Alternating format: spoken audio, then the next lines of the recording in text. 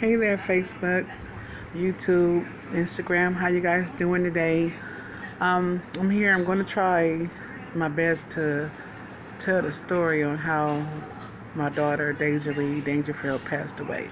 It's going to be a tribute to her for her birthday coming up on Friday of the 29th. So if I start crying, I'm going cold turkey here and see how far I can get. I might have to do it in two parts. I'm not sure, but on March the 5th, on March the 15th, 2015, she came home one day from picking up her sister, and she said, "Mama got the worst headache I've ever had, ever." And I said, "Okay, babe, go lay down or whatever," because I figured it was probably just a migraine. And she went and lay down and everything, and we didn't really think too much of it that day. And next day, she still had her headache and everything. And about the fourth day came. No, I said about the third day. She was in my mom's room laying down on the bed. And I kept saying, "Come on, Pooh, get up. Get up. We're going to get up for a little while, okay?" She said, "Mom, my head hurts." I said, "I know, baby, but get up. You're going to be okay. So we went in the living room, we went to the kitchen at the table. I'm kind of joking around with her, and, she was able to paint her nails. So, and I was just looking at her, but I never thought anything. And she had started distancing, I'm gonna say it, you guys know what I mean, herself from me, because we were so close.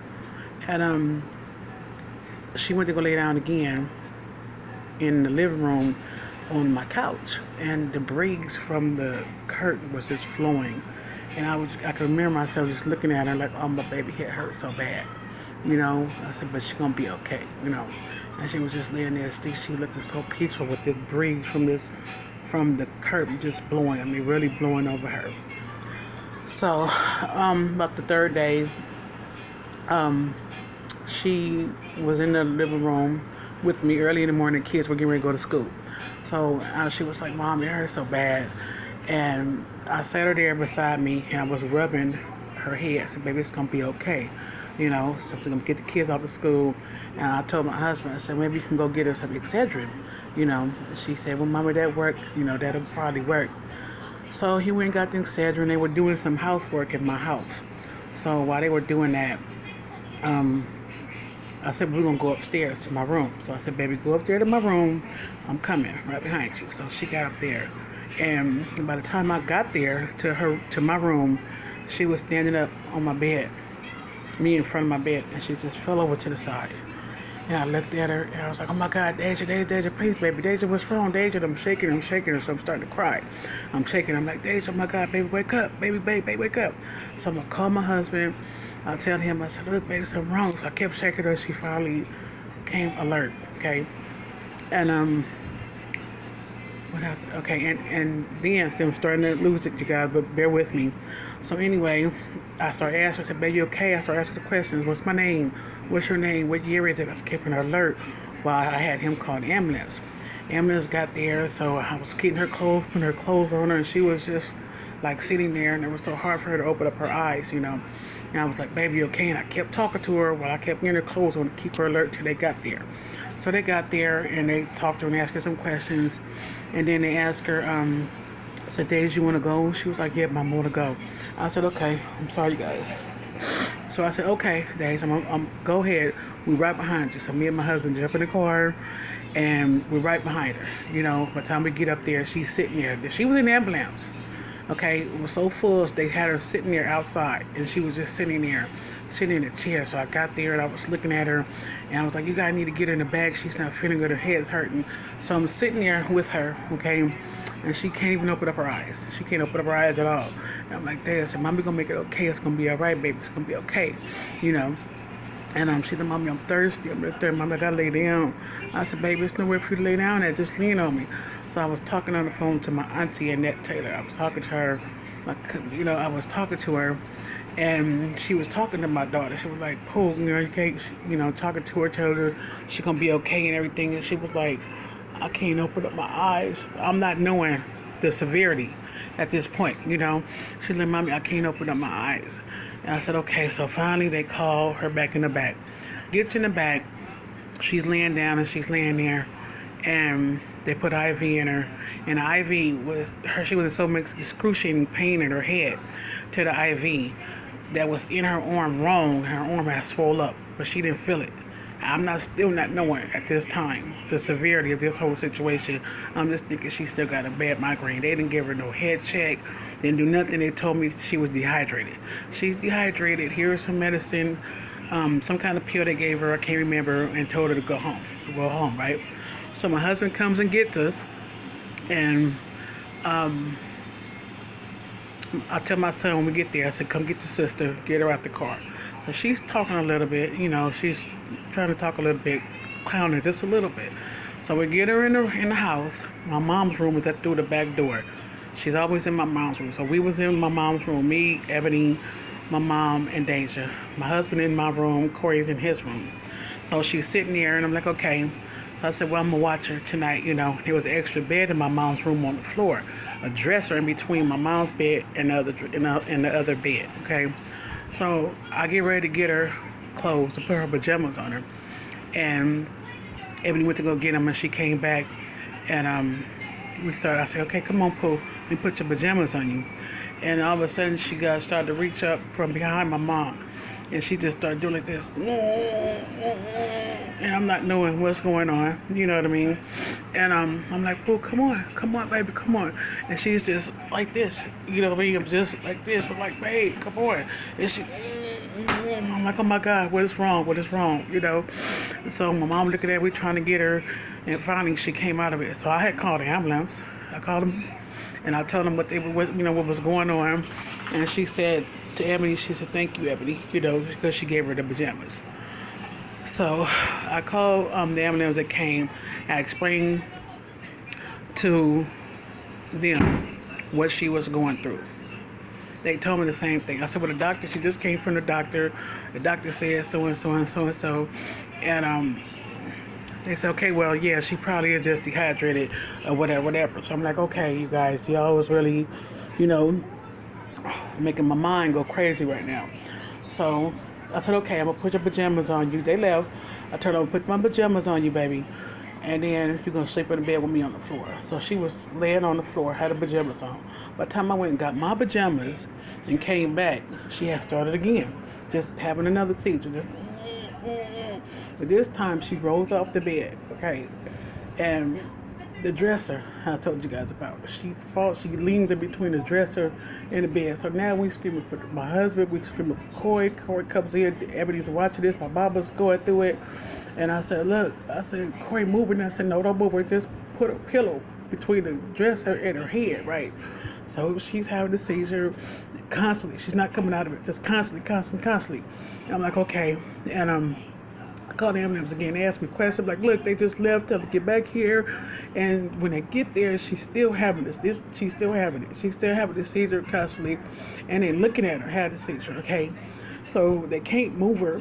So they had to go get a sheet and try to grab her and pull her to the gurney to get her to the hospital. Everybody's seeing this, my mom is seeing it. We all see this like, oh my God, we got to get up here. I don't know what's wrong. Oh my God. So we finally went, me and my husband and Ebony get to the hospital. As soon as I get there, same hospital she just came from. As soon as I get there, they tell me that she has a brain aneurysm and this. I'm like, oh my God, this is like 1 o'clock in the morning. So I'm there with her and I'm looking at her in the bed and everything, and Ebony's right there with me. It just got so much for me, you know what I mean?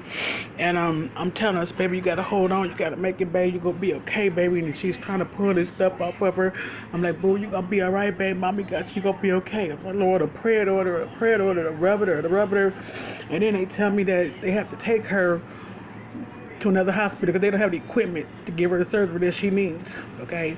So that's when they had to get a helicopter, fly her to another hospital in Rialto, where my aunt, my family members and it was at 3 o'clock in the morning. So I'm calling her, told her what was going on.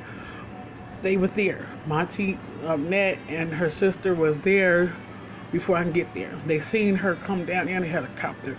Ebony wouldn't go home. So Ebony, go home, baby, stay home. She was like, Mom, I'm not leaving you. I'm not leaving. So Ebony, go home. She wouldn't leave. So now Me and my husband and Ebony get to this other hospital, okay? And we get there, and she's in a room, respirator and everything else. And it was like we had to have a surgery to say, do what you got to do to save her life, do what you got to do. And they tell me that, it's really critical, it's with pressure in her brain and everything. And so, I'm sorry, you guys. So after that, we waited and everything. We stayed there, and I called her godmother and them from New Mexico. They came on the first flight. They got down there, so now we're all here in this room, waiting and everything. They did the first surgery. It wasn't good enough, obviously. So me and my husband slept in the car overnight. Her godmother stayed in the room with her and everything. So we came back the next day. Ebony's still there. So the lady said we had to have another surgery for her in order to get this, to try to catch, this problem. So I said, okay, you guys do what you guys got to do. I don't care what it is. Just do what you got to do to save her life, okay? And so we waited and we waited. So I told Ebony, I said, go with my auntie. Go with my auntie. Mom, no, I don't want to leave you. I'm not leaving. My sister, I'm not leaving. I said, Ebony, go with your auntie. Just go. Right now, go home and get you some rest, change you some clothes. Just go. So she went home, okay? And a couple hours later, maybe early the next morning, we were still there. And the doctors, here come all the doctors, to me. And I looked at them doctors and I told them doctors, I said, don't say nothing to me. I said, don't say I already know what you guys are going to tell me about my child. I said, don't say nothing to me. What do we want to know? And they try to talk to me. I said, you don't have to tell me nothing. You don't have to tell me this because I already know what you're going to say about my baby, So I went in here and they explained to me that, and Ebony had Kate. I don't think she was there or not. She didn't know this part anyway, but she was there and she came back, and the doctors is all in this room telling me everything, and that they said that they couldn't, that they had her on respirator, but when they went in to go do the second surgery, it was so much pressure on her head when she when they tried to do it, that it just exploded. It just burst. Never said it just burst. So I was like, oh my God, and I think about that every day. That her life just went. So now when you guys understand what happened to my child and how she just lost her life, just out the blue. Just completely out the blue. I've been wanting to tell that story.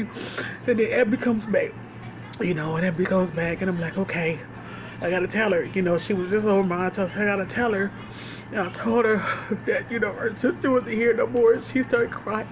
She's like, Mommy, what am I supposed to do? She said, Mommy, I'm sorry for being so bad, and so mean. I said, this didn't happen to, to hurt you, whatever. And she was like, Mom, what's going to be what am I supposed to do? So I had to tell Ebony, that day, how her sister passed away. And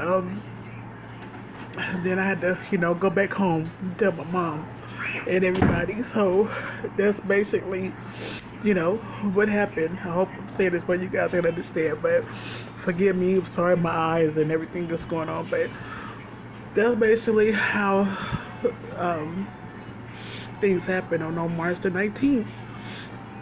They pronounced her, they said that she was only there on the respirator and her body had swelled up, her whole body had swelled up completely. So she wasn't there, it was just on the respirator. So I guess it's time to let her go, And everybody was there. When I say everybody stood around her and watched her take her last breath, I couldn't be there to watch her take her last breath. I just couldn't do it. Everybody, my aunties, my cousins, everybody was there. My husband and everything. My mom wasn't there. My son wasn't there because my son stayed at home with my mom, I couldn't go in that room and watch her take her last breath because I feel like that would have been, I'm already having enough hard time now. It's been 3 years, and I couldn't watch her take her last breath. But they said that she took it peacefully. Just one breath is what I was told. And that was it, So I'm glad I couldn't see her take her last breath. I just couldn't do it because it was already a problem as it is. So you guys forgive me. I'm looking right now and I got a little bump on my eye, but I just wanted to be real and come real with it because I wanted to represent my child for her birthday on the 29th. She'll be 23 years old. And she didn't get a chance to do anything. She was just as pure when she left as when she came here. You know, she was, everybody who knew Daisha, y'all know how my baby was. And that's why I feel like I needed to try to start this foundation, because I understand, you know.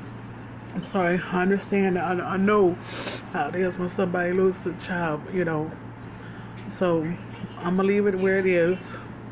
I hope you guys